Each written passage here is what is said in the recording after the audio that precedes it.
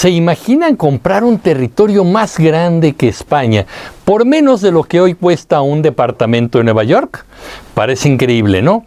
Pues así fue como en 1867 Estados Unidos compró Alaska, una tierra enorme, helada, lejana y que terminó siendo una de sus joyas más valiosas. Hoy les voy a contar la historia completa. ¿Quién vendió Alaska? ¿Por qué lo hizo? ¿Cuánto pagaron? Y sobre todo, ¿cómo es vivir ahí hoy?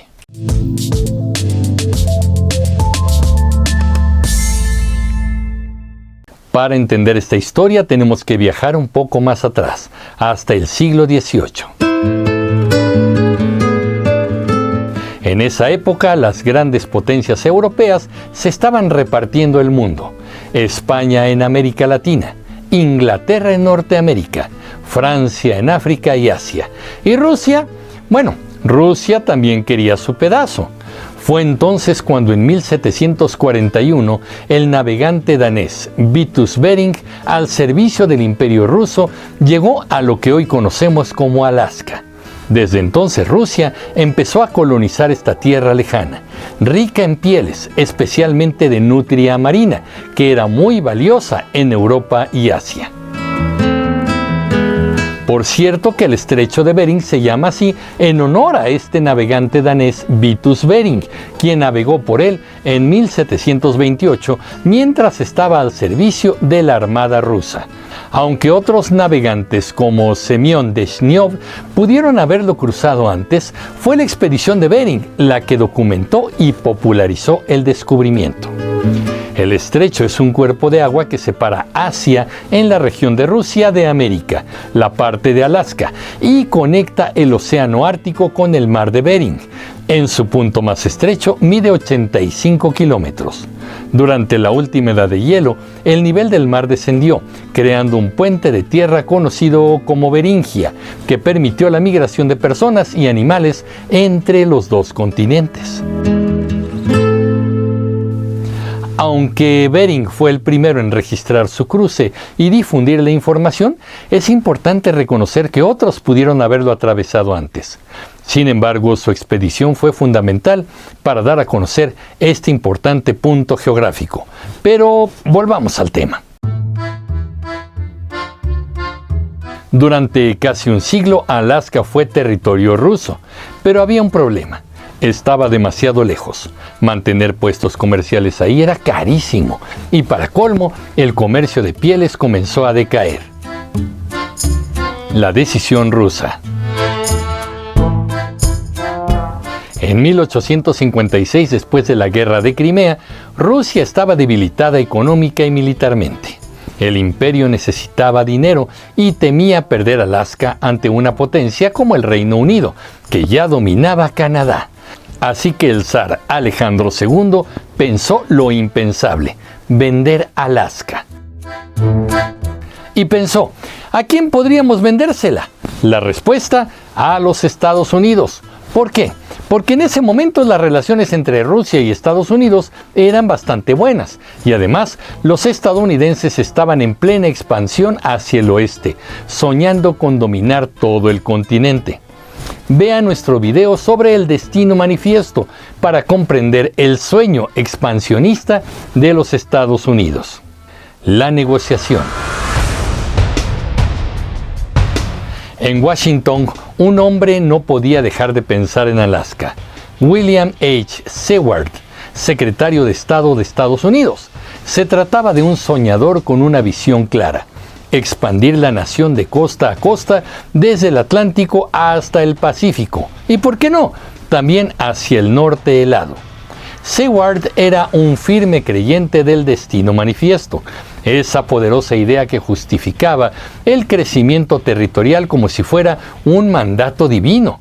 A escondidas, entre cenas diplomáticas y largas conversaciones en despachos iluminados con lámparas de gas, Seward comenzó a negociar con el embajador ruso, Edward de Stoeckel. Rusia ya no quería Alaska. Era cara de mantener, difícil de defender y poco rentable.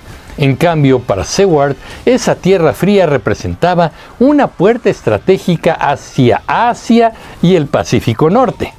Después de varios meses de tratos secretos, en la madrugada del 30 de marzo de 1867, ambos hombres firmaron el tratado. El precio acordado, $7.2 millones, lo que hoy equivaldría a unos 140 millones, un precio ridículamente bajo por un territorio de más de 1.5 millones de kilómetros cuadrados. Pero en ese momento la prensa y muchos políticos lo vieron como un disparate. Una compra absurda, decían los titulares. La locura de Seward, la llamaron. Otros preferían burlarse con más sarcasmo. La nevera de Seward o el jardín de osos polares. Para muchos estadounidenses, el secretario había tirado el dinero en un pedazo de hielo inútil. Lo que no sabían es que bajo esa nieve dormían inmensas riquezas que algún día cambiarían el destino económico del país. La realidad cambia. Durante años, Alaska no parecía muy útil, pero a finales del siglo XIX todo cambió. En 1896 se descubrió oro, y luego petróleo, gas natural, pesca, madera y mucho más. De pronto, esa tierra helada era una mina de riquezas, y lo que parecía un error histórico se convirtió en una de las compras más inteligentes jamás hechas por los Estados Unidos. ¿Cómo es Alaska hoy? Hoy Alaska es el estado más grande de Estados Unidos. Tiene más de 1.7 millones de kilómetros cuadrados, pero solo alrededor de 730,000 habitantes. Es un lugar de contrastes, inviernos largos y oscuros, pero veranos con sol de medianoche, montañas gigantes, glaciares, osos, alces, auroras boreales. La vida ahí no es fácil. Muchos pueblos están aislados, solo accesibles por avión o barco. Pero la gente que vive en Alaska, desde comunidades indígenas hasta nuevos habitantes, valoran la naturaleza, la libertad y la tranquilidad. Algunos datos curiosos. Alaska tiene más volcanes activos que cualquier otro estado de los Estados Unidos. Hay más osos que personas en algunas zonas rurales.